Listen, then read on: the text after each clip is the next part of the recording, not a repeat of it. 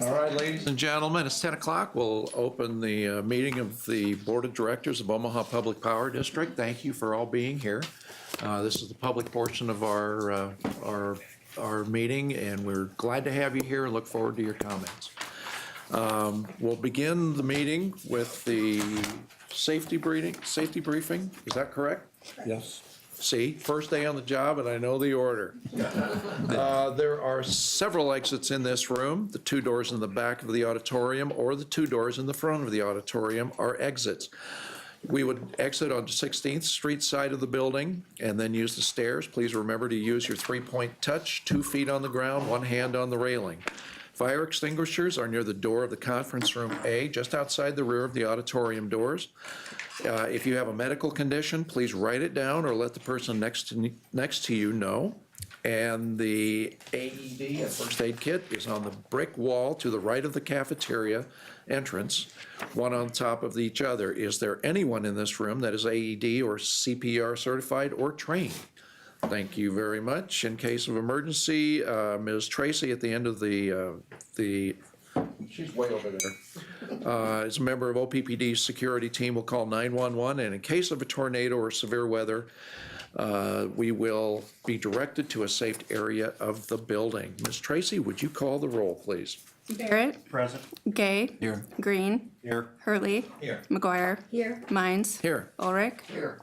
Agenda item number 3, notice of the time and place of this meeting was publicized by notifying the area news media, by publicizing same in the Omaha World Herald and outlets, by displaying such notice on the arcade level of Energy Plaza since February 2nd, 2016, and by mailing such notice to each of the district's directors on that same date. A copy of the proposed agenda for this meeting has been maintained on a current basis and is readily available for public inspection in the office of the district's corporate secretary.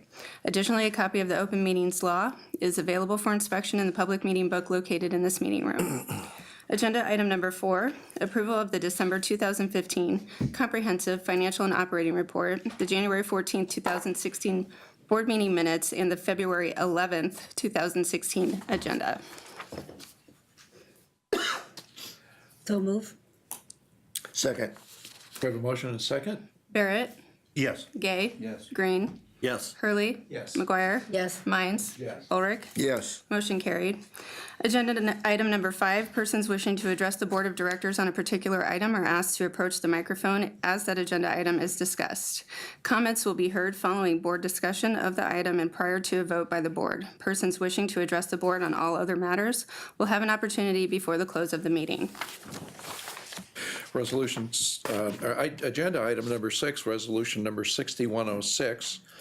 Board of Directors authorization to sell up to $275 million of authorized bonds to refund existing debt upon acceptable debt service savings and to issue new debt upon acceptable market conditions. I'll entertain a motion to dispense. So moved.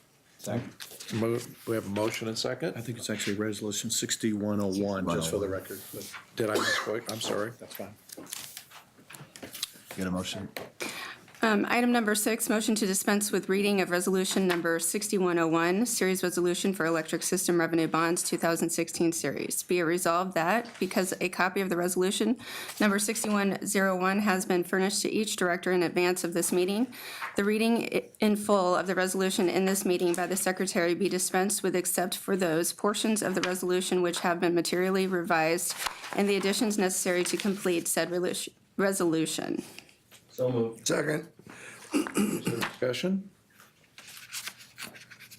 Do we want a presentation? We have to take That's a Tim, right? vote. We vote right now. You vote. Yep. Barrett, Yes. Kavanaugh. Oh, sorry, Gay. Yes. Green. Yes. Hurley. Yes. McGuire. Yes. Mines. Yes. Ulrich. Yes. Motion carried. Agenda item number 7, resolution 6102. Not yet. Not yet. No. It isn't? Sorry. Oh, yes. All of that paper. Oh, yes. This is always more confusing. This isn't Blair. No, this is a bond thing that's always different. That was a low blow. I'm new here. Cut it out.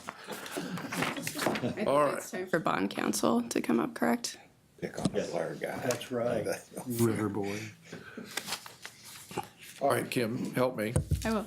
Bond counsel is up right now. We're on number 5. Good morning. I'm Eric Bergquist, partner at QTAC Rock, bond counsel to the district, and I can tell you that there have been no changes to the resolution 6101 since it was submitted to you. Thank you, Mr. Berquist. Resolution number 6101 authorizes the creation and issuance of the Electric System Revenue Bonds 2016 series. So moved. Second. A motion second? Barrett? Yes. Gay? Green? Yes. Hurley? Yes. McGuire? Yes. Mines? Yes. Ulrich? Yes. Motion carried. Need Mr. Buckner here? I'd like to call that, Sorry. recall that vote. Sorry. Yep. Yeah, we need to. Don't we have to? We'll be better on the second one. It's your turn to read. Yes. Yeah. Management believes that if tax-exempt interest rates remain at acceptable levels, it could be advantageous for the district to refund some of our existing debt. Any refunding debt issued would be used to repay existing debt and related transaction costs. Management may issue one or more new series of bonds not to exceed $275 million, to be known as the 2016 series Electric System Revenue Bonds, with such additional letter designations as deemed appropriate at the time of the issuance. The bonds will be traditional tax-exempt bonds. Board of Directors has received quarterly updates on the status of the bonds, and we will under this resolution also. Final pricing of the series will be communicated to the treasurer, the chair of the Board of Directors by delivery of a pricing certificate, and will be presented at the next regularly scheduled board meeting immediately following the execution of the bond purchase agreement. Thank you, Director Green. General Counsel, I'm sorry. I'm sorry. Eric Bergquist of QTAC Rock again. As bond counsel, I can tell you that once the bonds are issued pursuant to this resolution, we're prepared to deliver our opinion that the bonds were validly authorized, issued, and delivered, and that the interest on the bonds will be exempt from state and federal taxes. Great. Thank you. Thank you very much. Mr. Bruckner? Thank you, Chairman Mines and members of the board. Glad to know that you're anxious to hear from me. We've been letting you up here the whole time. As General Counsel for the district, we have examined the proposed series bond resolution, which has been designated as resolution number 6101 for the 2016 series bonds. And in our opinion, the Board of Directors of the district may legally adopt that series resolution and authorize the issuance of the 2016 bonds in an aggregate amount not to exceed $275 million. That authorization runs up to, through, and including December 31, 2016. And I have the bond that I will leave with Corporate Secretary, or excuse me, the opinion I will leave with the Corporate Secretary. Thank you. Thank you. Any questions from the board?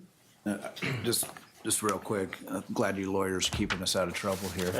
Anyway, so what we're really doing then is allowing bonds to be issued if market conditions exist, that it would be favorable to the district to refinance their bonds. We have an open-ended to this year to do that. If we're gonna get that done, they'd come in before the board and let us know what they're doing, what the conditions are. But we'd probably know that in prior meetings, so for the public's knowledge. You'll let me know after. Or we wouldn't know after, but usually it's, the finance committee would know and Treasurer Green would know and we know. So just get it out there and it looks confusing, but I know we have to do these steps. And but it's what we've done in previous years. It gets much more flexibility to our people to figure out the best rates at the best time and, you know, rather than wait to the end of a specific meeting and everything. The pricing and the timing is very important to have. The market is very volatile, and so, you know, in the past, you could pretty well predict how long you had to get into the market Right. and get out. But today, with the movement in the market, you have to be ready to go when the market is there, because the next day it may not be there. Yeah, and I hope, we hope you get a chance to execute on this. I think that would be favorable to us. Yeah. Well, we previously had very favorable outcomes, yes, Yeah. for the refinancing, yeah. Anything else? Ms. Tracy, would you call the roll? Barrett? Yes. Gay? Yes. Green? Yes. Hurley? Yes. McGuire? Yes. Mines? Ulrich? Yes. Motion carried. Agenda item number 7, motion to dispense with reading of resolution number 6102 and preliminary official statement, sales resolution for electric system revenue bonds 2016 series. Be it resolved that because a copy of resolution number 6102 and the preliminary official statement incident to the 2016 series bonds have been furnished to each director in advance of this meeting, the reading in full of the resolution and the preliminary official statement in this meeting by the secretary be dispensed with except for those portions of the resolution and preliminary official statement which have been materially revised and the additions necessary to complete said resolution and the preliminary official statement. So moved. Second. Motion and a second. Ms. Tracy, call the roll. Barrett. Yes. Gay. Yes. Green. Yes. Hurley. Yes. McGuire. Yes. Mines. Yes. Ulrich. Yes. Motion carried. You know the agenda better than we do. Welcome back. Eric Bergquist at QTech Rock, bond counsel to the district. I can tell you that the preliminary official statement which you received has not been revised since you've received that, so it should all be exactly the same. Thank you again. Resolutions, Resolution number 6102 approves the official statement and provides authority for the president and chief executive officer or the vice president and chief financial officer to execute one or more investment banking agreements, pricing certificates, and bond purchase agreements for the 2016 series bonds through December 31st, 2016. As such date may be extended by further action of the board. This authority would allow the bonds to be sold when acceptable market conditions exist regardless of the timing of regularly scheduled board meetings. So moved. Second. please call the. No, I Don't have to, he reads. I have to say something. And we have the public, yeah. Resolution 6102 approves the official statement and provides authority for the president and the chief executive officer or the vice president and chief financial officer to execute investment banking agreements, pricing certificates, and bond purchase agreements for the 2016 series bonds through December 31, 2016, or as such date as they may be extended by further action of the board. This authority would allow the bonds to be sold when acceptable market conditions exist, regardless of the timing of the regularly scheduled board meeting. The district's financial advisor, Barclays Capital, Inc., has indicated that pursuing a refunding transaction in the current market is a reasonable strategy to capitalize on current market interest rates. Pursuant to Resolution 6101, a written opinion of the district's financial advisor will certify that to the board that the terms for 2016 series bonds reflect rates competitive with current market conditions. Final pricing on any 2016 series bonds issue will be presented at the scheduled regular board meeting immediately following the execution of the bond purchase agreement. Any questions? Thank you. Mr. Bruckner, would you give us your opinion? Yes, again, Chairman Mines, members of the board. As general counsel for the district, we have examined the form of the bond purchase agreement for the 2016 series bonds and the form of the preliminary official statement that Mr. Bergquist referred to. We also have reviewed the form of resolution number 6102, which is now before the board. And in our opinion, the board of directors may legally adopt that resolution authorizing the president of the district or vice president and chief financial officer of the district to execute, deliver one or more pricing certificates, bond purchase agreements, and official statements for those bonds through and including December 31, 2016. And Thank I you. will deposit my opinion with Ms. Tracy. Thank you. Thank you. Any questions, comments? Before we vote, John, would like to address the board? John Pollock, 1412 North 35th Street, Omaha. I have one question. Is there assuming market conditions are favorable for all of this, do you have any estimate of how much of this is going to be refunding of old bonds, so basically rolling them over, and how much of it is going to be new debt? Very good question, John. There is There's no way of determining at this time until you make the deal, because the That's volatility of Edwards. the market. Edward's got an answer. no new debt. No, there's no new debt. Yeah, that's what I want to say. There's no new debt. This only refunds existing outstanding bonds. Okay, so the issue new debt in the resolution is still referring to rolling over old. Right. Thanks. Can we, why we do it, can you explain, Edward, real quick, what you're looking for, when your opportunities exist? Because I asked the same question in the committee. It has to be favorable because it's costly to do this, but can you kind of walk through what we're looking for? Sure. Where that could exist? Sure, we have outstanding bonds, and each of those series of bonds has an underlying interest rate with it. And bonds have what we call a call date, a date in which we could actually redeem those bonds and then issue new bonds. What we're talking about here is we have some bonds that are currently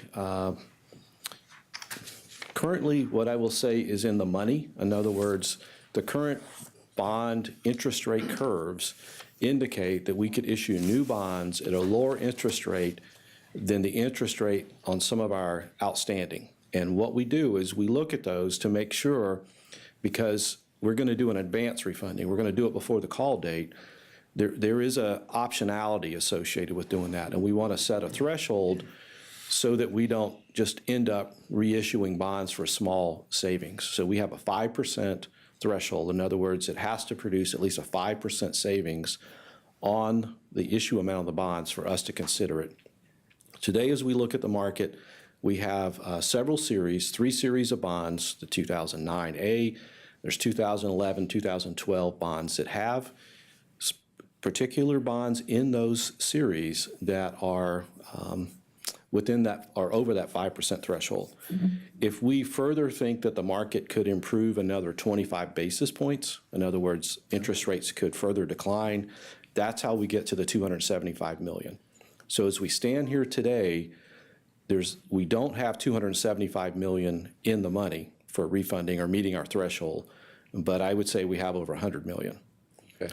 And so given the volatility of the market, we're asking for a larger authorization, because if the market continues to move in our direction, the size of the refunding would increase. But it is for interest rate savings. Edward, will you move at 275 exactly, or if the market's trending your way, will you try to eliminate some debt, actually principal, by going lower, or is that a possibility? Well, we have to issue the debt to refund the debt. So whatever we issue is going to generally correlate with the amount that we retire. Okay, you won't try to reduce any debt then? Well, now we're getting it. The principal, I understand, but Correct. you won't reduce any of the principal debt. Well, I'm going to give you a technical answer. We could.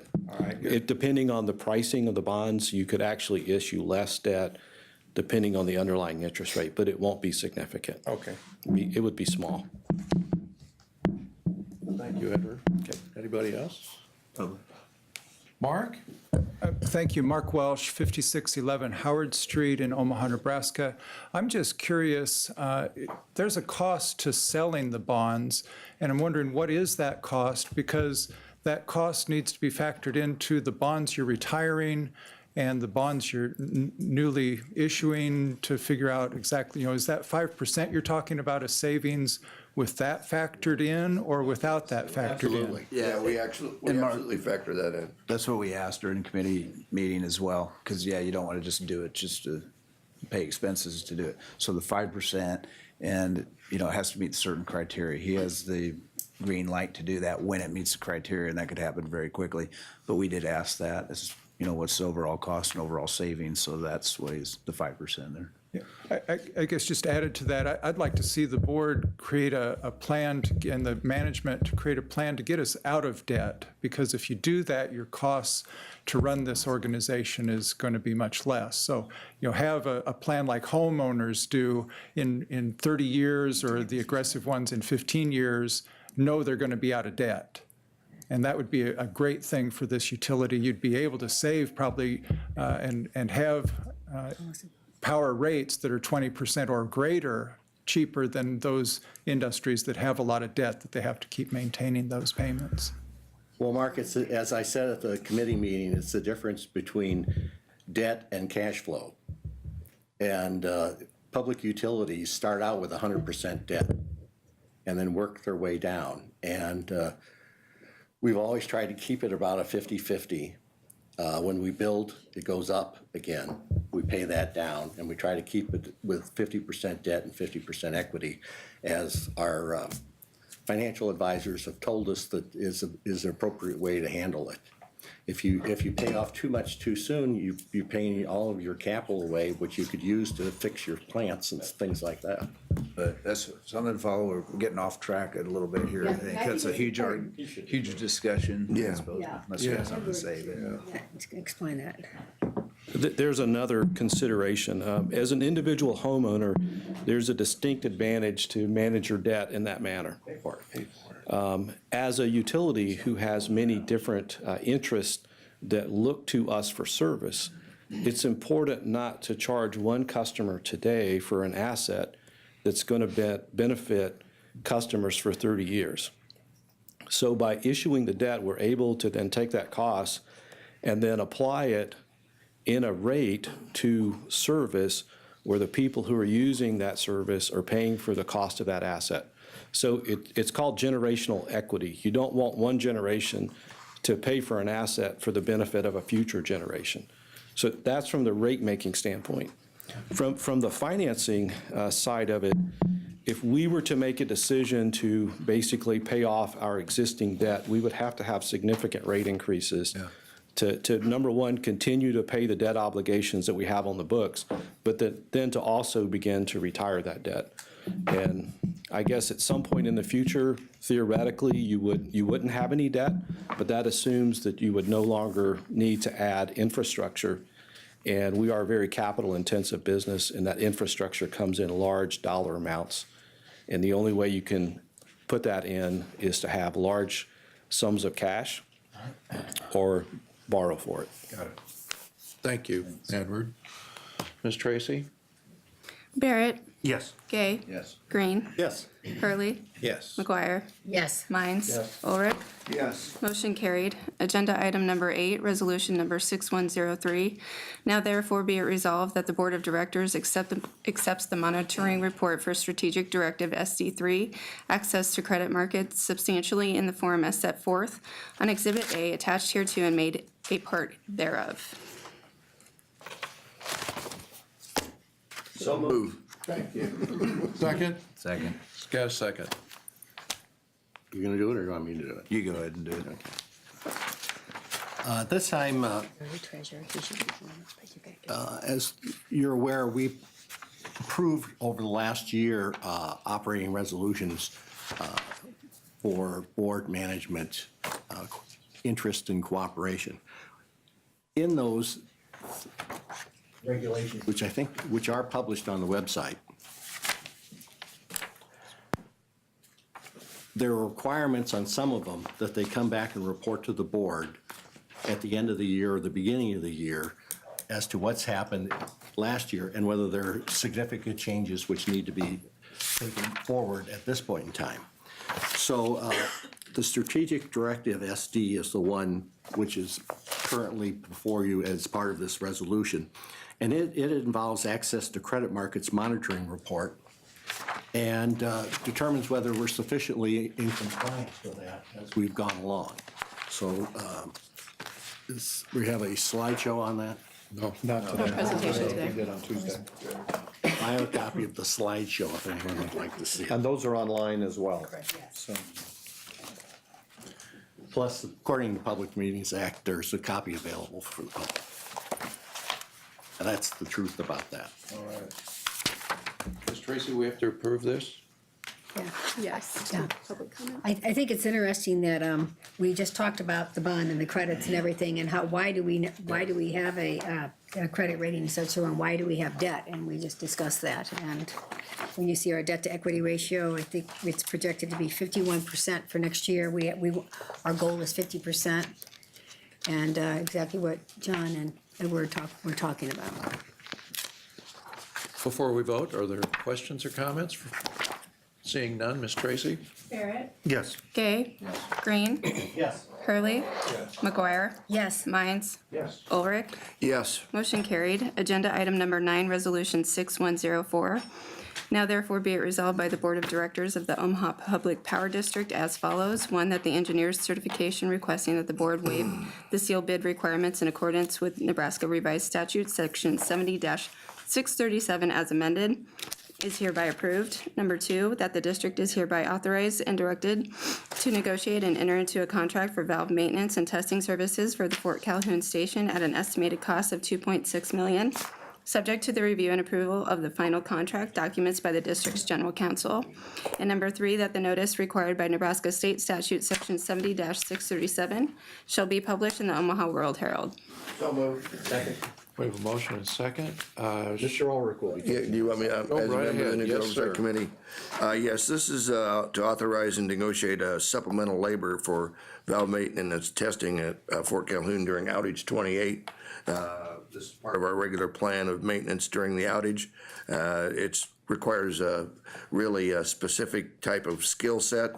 There's a limited number of those people available, and taking advantage of the fleet, we know those types that are available, and we need to negotiate rather than to bid it out. And it's critical we get this done so that we can get started and be ready for the outage. And we will be reported to when the final contract amount is decided. Great. Any questions? Questions from the audience? Seeing none? Barrett, Yes. Gay, Yes. Green, Yes. Hurley, Yes. McGuire. Yes. Mines. Yes. Ulrich. Yes. Motion carried. Agenda item number 10, Resolution 6105. Now therefore be it resolved by the Board of Directors of the Omaha Public Power District as follows. Section 1, this board approves Board Policy GP15, Nuclear Oversight, in the form set forth in Exhibit A hereto and made a part hereof. Section 2, to the extent the attached board policy conflicts with any pre-existing resolution of this board, the provisions of the attached board policy adopted in Section 1 above shall control, and the conflicting provision of the pre-existing resolution shall be deemed repealed. So moved. Second. Motion and second. During committee, Mr. Chairman, we reviewed GP15 nuclear oversight at great length, read it intensively with appropriate corrections or adjustments were made.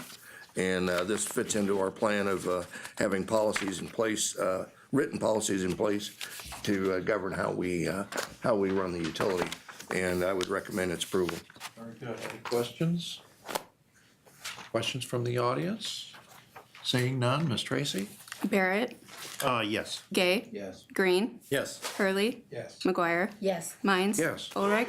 Yes. Motion carried. Agenda item number 11, Resolution number 6106. Now therefore be it resolved by the Board of Directors of the Omaha Public Power District that management and the district's general counsel are authorized to commence and complete eminent domain proceedings as necessary to acquire all necessary permanent and temporary easements for utility crossings that traverse railroad property on district's projects during the 2016 calendar year.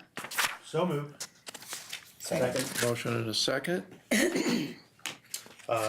This is to authorize use of eminent domain as necessary to acquire permanent easement for utility crossings that traverse railroad property on district projects during the 2016 calendar year. And I'm going to turn it over to Vice President Dogman to explain. Welcome, Mr. Dawson. Thank you. Good morning. We typically come to the board early in the year for this, and then during the year, if we end up needing to use it, we'll come back and report on exactly what we did. But this is very typical. We do this every year and only for this current year. So in 2017, we'll have to come back and do the same thing. And usually, it's really unlikely that we end up using it because of the negotiations that take place, and we end up with getting the needs satisfied. So I'll take any questions. Great. Anything? This is a state law requirement, isn't it, that the elected officials of whatever agency is I believe so. condemning property for public domain purposes, get a resolution from the elected officials first before it's accomplished. I believe so. Okay, thank you very much. All right. Comments from the audience? Ms. Tracy? Barrett, Yes. Gay. Yes. Green. Yes. Hurley. Yes. McGuire. Yes. Mines. Yes. Ulrich. Yes. Motion carried. Agenda item number 12, resolution number 6107. Now therefore be it resolved by the Board of Directors of the Omaha Public Power District that the proposal of Watts Electric Company in the amount of $873,996.41 is the lowest and best bid received. On request for proposal number 4879, 69 kV and 161 kV transmission construction, spring 2016, and is hereby accepted, and the bond of such bidder is hereby approved. So moved. Second? Motion and a second. Thank you, Chairman. This is to procure construction labor on various projects, including the relocation of transmission lines and transmission structures. I'm going to turn it over to Vice President Mo Dogman for further explanation.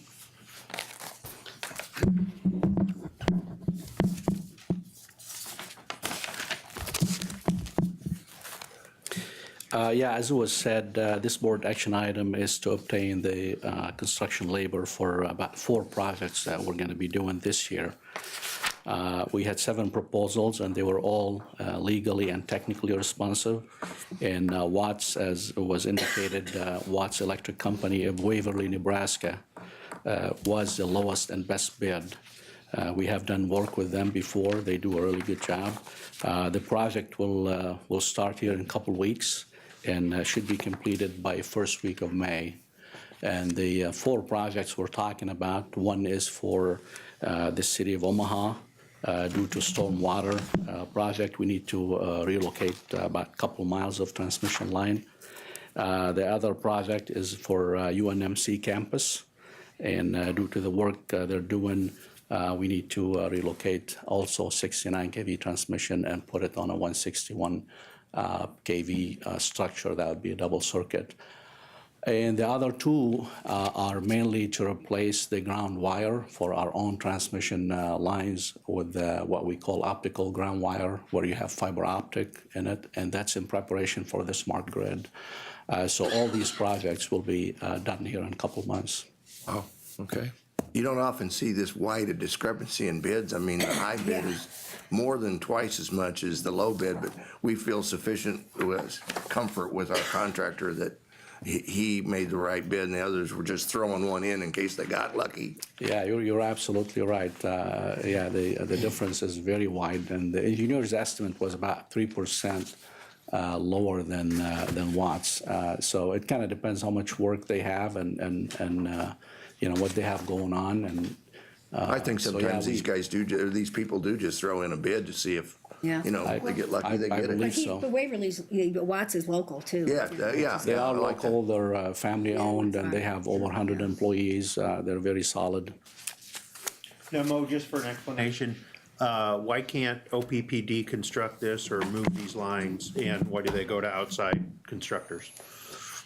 Yeah, again, you know, our workforce, our crews are very capable, and they can do a lot of work if we provide enough resources to do them. But because of the maintenance work that they do, and because of the smaller projects that they're doing, at this time, we just don't have enough resources to do multiple projects within that short time.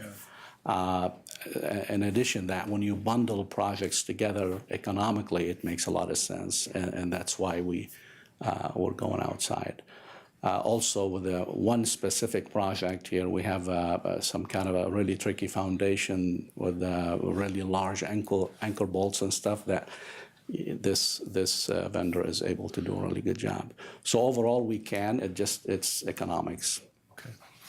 I know there's a line running down Leavenworth Street. Where is it? What's going to happen at UNMC, just generally? I'm not really sure, but they continue to make a lot of changes and to expand. And what we're doing for them is basically just taking about 3 blocks of 69 kV transmission line and moving it and put it with a 161 kV transmission line to kind of get it out of the way. But as you know, they continue to expand and do a lot of work there. So Yeah, that 69 is kind of in the middle of the campus, on the south side of the campus area there, just north of Leavenworth. Right. So it's relocating that to the 161. Yeah, from- That runs north and south and then from east and west. 39 What he's telling you is to that it 42nd. runs right down the middle of the old Omaha Center, and they want to build in there, and we have to move it. Oh, the big one's coming. Thank you, Mo. Thank you, Mo. Sure. Any comments from the public? Seeing none, Ms. Tracy? Barrett. Yes. Gay. Yes. Green. Yes. Hurley. Yes. McGuire. Yes. Mines. Yes. Ulrich. Yes. Motion carried. Agenda item number 13, resolution number 6108. Now therefore be it resolved by the Board of Directors, that the Board of Directors accepts the monitoring reports for GP 1 through 14 and BL 1 through 6 in the form as set forth on Exhibit A attached hereto and made a part thereof, and finds OPPD to be sufficiently in compliance with the stated policies. So moved. Second. Motion and second. Is there discussion? Chairman, this is another one of those deals where we approve policies as stated in our board governance policy review. There's two in this particular package. One is the governance committee has reviewed the monitoring report for board policies GP 1 through 12 and GP 14, BL 1, 2, and BL 4, 6, and is recommending that OPPD found sufficiently in compliance. And the Finance and Audit Committee has reviewed the monitoring report for policies GP 13 and BL 3, and also has found sufficiently in compliance. This requires board approval. Fully discussed in the committee meetings with the slideshows in our books. And the information is available online. Yeah. And it's also important to note that we also discussed at the time, should there be any changes in any of these policies that we've, both the finance and everything else, and there was discussion about that, and there was no need to change any policies. Right. That's right. Any further comment? Any comment from the public? Seeing none, Ms. Tracy? Barrett. I'm going to abstain. Gay. Yes. Green. Yes. Hurley. Yes. McGuire. Yes. Mines. Yes. Ulrich. Yes. Motion carried. Agenda item number 14, resolution number 6109. Now therefore be it resolved by the Board of Directors of the Omaha Public Power District that the 2016 Standing Committee assignments of the board, as outlined on Exhibit A attached hereto, be and are hereby approved. So move. Second. I have a motion and a second. Let me cover this one. Each year, the standing committees include governance, system management, nuclear oversight, finance, insurance and audit, and public information. And we assigned directors to each of those committees. And I would like to just go through that. Governance will be chaired by Director McGuire this year. Director Gay and myself will be on the committee. Systems Management will be chaired by Director Ulrich, and Director Barrett and Kavanaugh will be on that committee. Nuclear Oversight, Director Gay will be the chair for 16. Director Kavanaugh and Director McGuire will also serve on the committee. Finance and Audit, Director Green will chair the committee, and Director Hurley and Ulrich will be on the Finance Audit, Insurance and Audit Committee. And finally, the Public Information, Director Hurley will chair the committee with Director Green and Barrett serving on that committee. Do we have questions or comments? Seeing none. Any comments from the audience? Seeing none. Ms. Tracy? Barrett. Yes. Gay. Yes. Green. Yes. Hurley. Yes. McGuire. Yes. Mines. Yes. Yes. Motion carried. Agenda item number 15, resolution number 6110. Now therefore be it resolved by the Board of Directors of the Omaha Public Power District that the compensation adjustment for Vice President John T. Hanson as set forth on Exhibit A attached hereto be and hereby is approved. So move. Second. We discussed compensation adjustment for Mr. Hanson on Tuesday for his yearly review. It was suggested that we go ahead and give him a salary increase of 4.5%. It will bring him to 104% of his midpoint, and the proposed salary is $382,110. During our discussion, we went through all the different things that Mr. Hanson has done, and we think he's done an exemplary job. I agree. Further discussion? I really like the work he's dove into on the Fort Calhoun Nuclear Oversight Committee, and I think that is reflective of this compensation adjustment, in addition to his other duties, His other duties and all the power all plants. the power plants. And all the wholesale marketing and all the, should we start listing them? Now, too. Yeah, renewables. Very good. Any comment from the audience? Seeing none, Ms. Tracy? Barrett, Yes. Gay, Yes. Green, Yes. Hurley, Yes. McGuire, Yes. Mines. Yes. Ulrich. Yes. Motion carried. Agenda item number 16, resolution number 6111. Now therefore be it resolved by the Board of Directors of the Omaha Public Power District as follows. Number 1, the Omaha Public Power District Retirement Plan as amended and restated effective January 1st, 2013 is hereby amended as provided in Exhibit A and incorporated herein by this reference. So move. Second. Motion and second. We're going to be having an amendment to the retirement plan, and I'm going to ask Mrs. Mart Setke to explain it. Good morning. Good morning. Thank you, Director McGuire and members of the board. There are two reasons we want to make this change. One is that in the initial documents that were prepared following the negotiation of settlement around the grandfathering or the move from the Rule of 70 to the Rule of 75, there was an administrative error regarding the IBAW Local 763, and it was stated that the Rule of 70 change was effective December 31, 2012. It actually should be May 31, 2013, so this amendment changes that. The second is that we desire to change the effective date of grandfathering for the Rule of 70 to December 31, 2013 for exempt employees. It was December 31, 2012. There are two reasons for that. One, senior management has had quite a bit of discussion around the issue and does believe that our communication notifying employees of this change was not timely for them to make effective decisions regarding whether or not they wanted to retire. And second, this allows us to resolve a couple of outstanding litigation situations at minimal impact to the company's revenues. So that's the reason we're requesting these amendments. Well done. Any questions? I had a question. How come the IBEWs were doing to May 2013 and the exempts December 2013? Their contract wasn't settled until the end of May. Okay, so it was when the contract was settled Yes. is when it was. Yes. Okay, I just wanted to verify that. Very good. Thank you, Mar. Thank you. Any further questions, discussion? Any questions from the audience?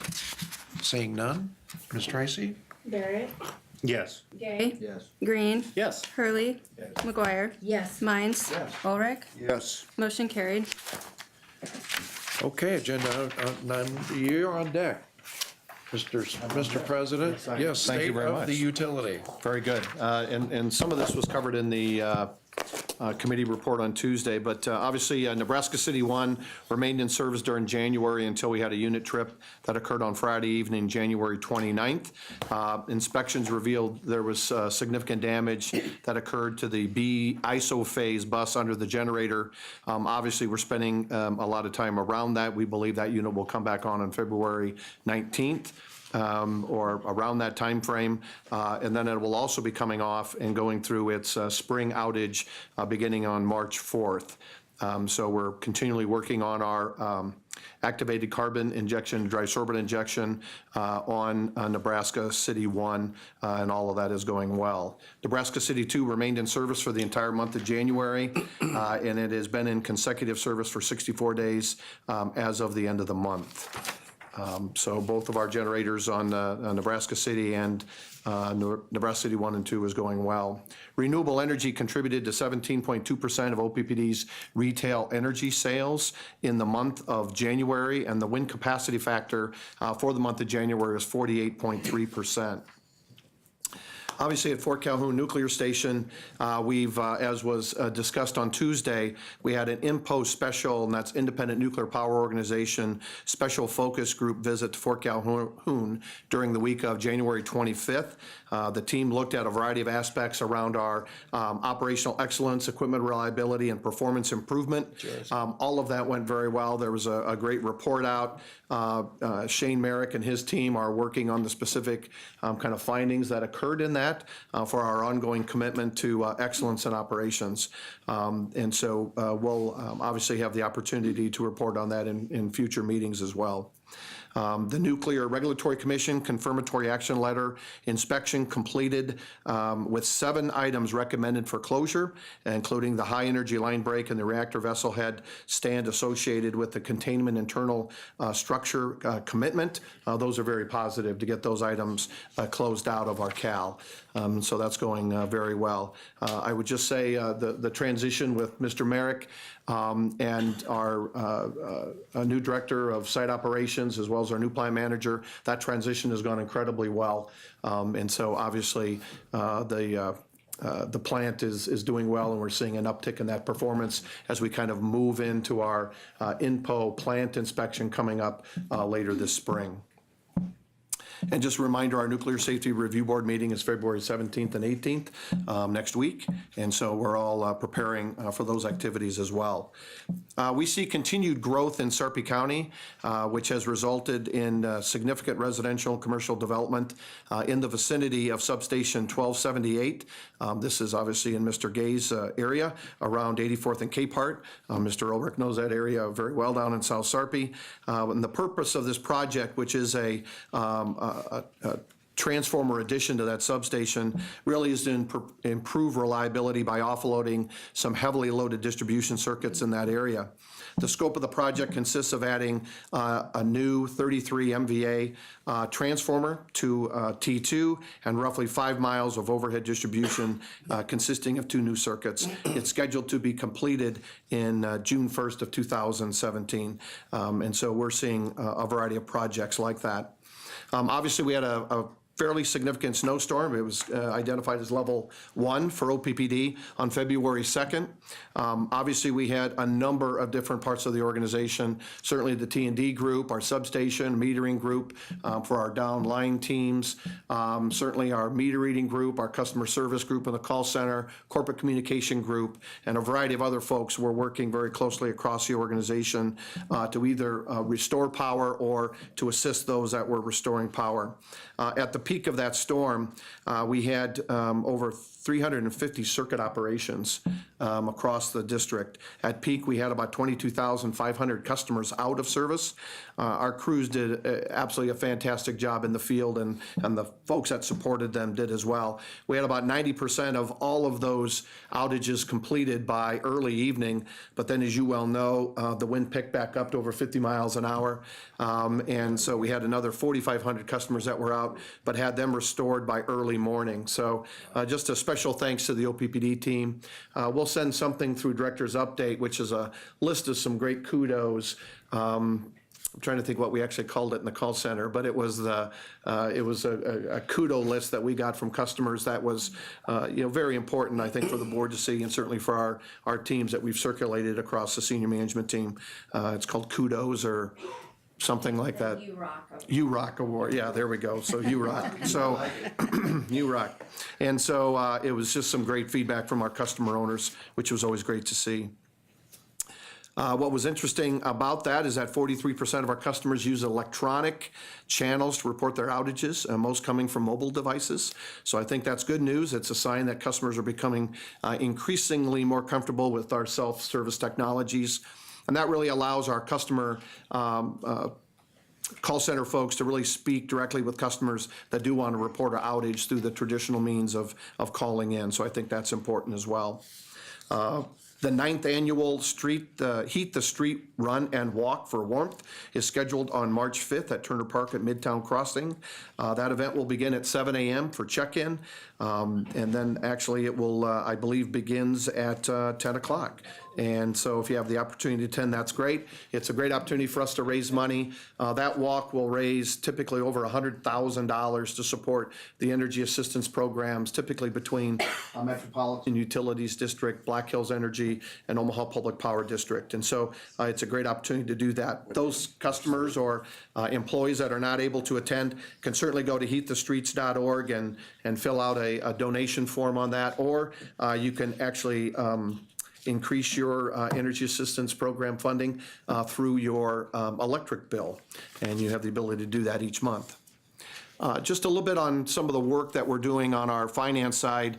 Nebraska City 2 turbine insurance reimbursement. I think we've talked to the board about that, but the district worked with FM Global, who is our non-nuclear property damage insurance company, following the 2014 Unit Number 2 turbine incident, to assess recovery options. And we had received some funding from FM Global because of that damage, but we also so to date, we've received about $2.5 million as an advance settlement.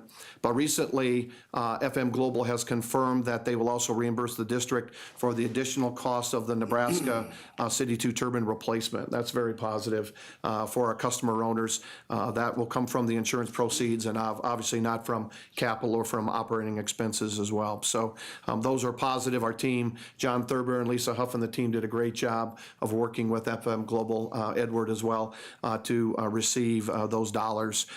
So that'll be around $6.8 million is the benefit to that. So it's pretty significant. OPPD has been benefiting from the use of online auction services. So typically what we would do is have a once a year, all of our equipment, construction vehicles and equipment, we would have a large auction. And what we decided to do several years ago is kind of move away from that on doing it on an annual basis and really do it on a monthly basis and do it online. And what we're finding is we're seeing just over the last couple of years, there was a 30% increase between 2013 to 14 and a 13% increase in our revenues that we're receiving from these older retired OPPD items from 14 to 15. So we're seeing us receiving more revenue. That comes back and helps our customer owners. So that's pretty significant. And congratulations to Ron Johansson and that team that's doing some great work. A couple people items that I think are kind of important. The OPPD African American Network had its kickoff on January 26th. The network's vision is to embrace and use the talents of our African American employees by developing and advancing our current population and to attract and retain new talented African Americans to OPPD. Maurice Kimsey, who is an engineer in our distribution planning department at our Energy Control Center, is the president of the network. I think that's really important. So just for the board and also for our customers, we have several enterprise resource groups that are doing just a great job of engaging the organization. We certainly have our young professional group, we have our women's network, we have our Society of Engineers and our African American network. And did I leave anybody out here? I think that's it. So anyway, I think that's really positive. They had a great kickoff. Their objectives and missions are really dovetailed very closely to the corporate missions and vision as well. So we're looking forward to that opportunity to work with the African American Network. And then in March 2016, OPPD will be kicking off our innovation initiative. It was obviously Cole Epley did a nice article. Thank you very much, Cole, for that. But it really is laying out the opportunity for us to really capture ideas of our employees. And it's really gaining a lot of energy within OPPD. And so we've identified the 4 lead and 1 lead innovator and 4 innovating facilitators, and that will kind of kick this initiative off. And we'll have the opportunity to report back to the board in the upcoming months on the progress of that.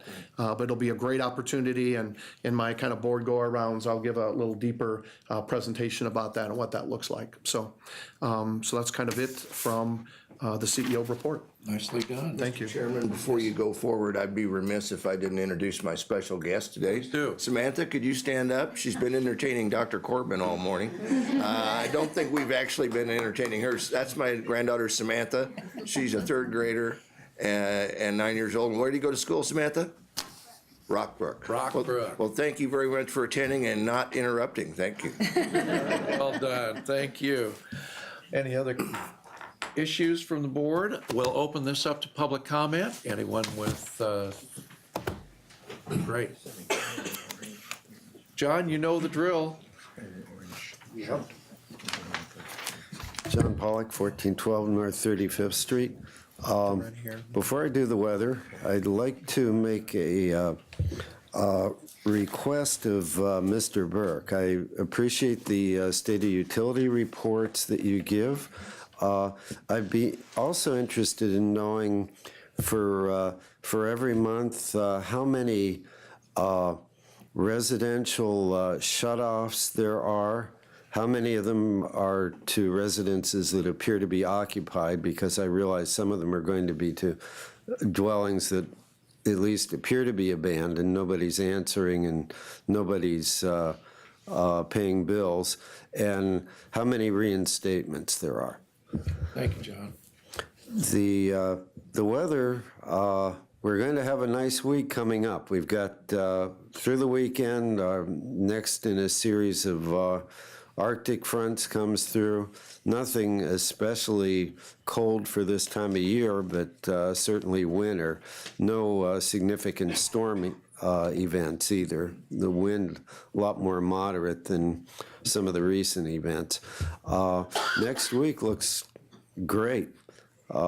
Temperatures generally above freezing. We'll probably melt back a good bit, if not all of the snow cover, and we have the potential to be in the 50s or even 60 late next week. After that, we have, of course, a very strong El Nino out in the Pacific, but to my surprise, we have also, for the last several years, had a pattern of very warm water in the eastern Pacific, away from the equator, that has helped stabilize a persistent ridge of high pressure aloft in the vicinity of the west coast of the U.S. That normally breaks down in an El Nino year, if it's present at all, but this past few weeks it's reasserted itself. And what that means is that we've got more of the kind of pattern we were seeing the last few winters, where it's cold and stormy on the East Coast, cold and drier here, and warm and dry in the West. 30 seconds. It's too soon to tell whether that'll break down again, but it's a concern that I've seen a reassertion of that pattern. I wasn't expecting it this winter. Thank you, I have a John. question for John. Yes. If you're forced to listen to somebody else's weather forecast, is it better to have 5 weathermen or 4 weathermen? Or just one good one. Or one good Well, one. no, I understand what you're saying, because if you've got the patience, that gives you, under the spread of opinions, gives you an idea of the degree of uncertainty about the forecast. I would agree completely with that. Thank you. Good morning. Morning. Alan Vavoka, 3719 Hamilton Street in Omaha. There was a Supreme Court ruling this week. I'm sure everybody heard about it. I would just like to take this opportunity to remind the board that it was not a ruling on the merits, and that the Supreme Court has approved in 2007 the authority of the EPA to regulate carbon in the atmosphere. So I just want to make sure nobody panics and builds any new coal plants between now and the middle of 2017, when the other shoe drops. Thank you. Thank you. Thank you. Thank you very much. Any other comment from the public? Got one here, I think. Who is that guy? Customer owner, Ralph Shreve, good morning. Thanks for this opportunity. 2706 North 97th Street, Omaha, Nebraska, 68134. On these extra charges, let's see, December outlets, you guys put this out, comes with my bill. Restructuring rates are going up. And like in the summertime, that's like 59% of my bill, because I don't run my air much or nothing. And they're gonna go up, so it's gonna be 75, 80, 90%. And then like big users like Metz Bakery that use a lot of energy, and Mutual of Omaha, do they get a prorated increase like I do? Yeah, so our industrial rates are on a demand charge already, and so they're on a demand whether or not they, essentially use energy. They may set a demand in a given day, and if they're down for a week, they still have to pay that demand charge. So our industrials are on a demand charge based on their load. Okay, someplace I could see that, or? You can actually go online, you can see it on our rate tariffs are online. Oh, okay. And so on the commercial side, you can go to each one of our business class rates and be able to see what those rates are effective today. And you'll see that on the industrial side. So any customers that have a demand of greater than 75, I'm shooting this a little bit without having a look. I believe at 75 kilowatt of demand is required to have a demand charge. And other commercial customers will have their customer charge will also kind of be increasing over the next 4 years as well. Maybe Okay. Julie, would you help him with your specific bill? Could Julie speak to you after the meeting and give you more specifics? Sure. It won't take long. And then one more. This was December outlets, and it said you're going to change those rates. A proposal would lower the per kilowatt hour charge and raise the service charge. Right. And then we go to January. And then you say that you guys had a 4% rate increase. Is that the residential or is that the rate increase? That's separate from the. So then you say you're not going to raise it, and then you raise it? You raise the. So the 4% was actual a rate increase. The rate restructuring does not necessarily increase any of the rates. It's the same revenue. It's just moved between fixed and variable on the residential in this example. The rate increase was different than that. It's a different action than that. It's based on the forecast of revenue and cost needed to operate the utility at that time. So the rate restructuring was really revenue neutral in that regard. OPPD is not seeing any new revenue because of the rate restructuring. We do because of the rate increase, and that would be the 4% overall general rate increase. I believe residential was a little bit less, or was it 4%? About 4%. About 4%. You include the fuel purchase power. Yeah. Right. Fuel purchase power was around 3.4, 3.6% increase. Okay, I was just kind of confused because first you say you're not going to charge because you raise the, I don't know, the rate, but because of the restructuring rate. And then the next thing I get, yeah, you raise it anyway. So maybe somebody should look at these before they go out or explain it better. Well, it's actually two different functions. There was a rate increase of 4%, but the restructuring of our rates, so in December, you had a restructuring description, and it is, like Tim said, it's revenue neutral, so we aren't raising the revenue that the company's receiving. But then we have a rate increase of 4% in January. Well, it was still, okay, I'll go back to December. The person, Probably done a better job of explaining it. maybe, yeah, but, I would let's appreciate that acknowledge myself. Move on. Okay. Say no rate increase because of this proposal, and then you get a rate increase. Sure. Okay, I understand that, that could be confusing. okay, thank you very Would you like much. to talk to Julie about your specific rate? Yeah, I gotta plug the meter some more. Great. Thank you. Great, thanks for being here. Thank you. Appreciate it. Anybody else? I see none, we are adjourned. Thank you all for being here. Thank you, Mr. Chair.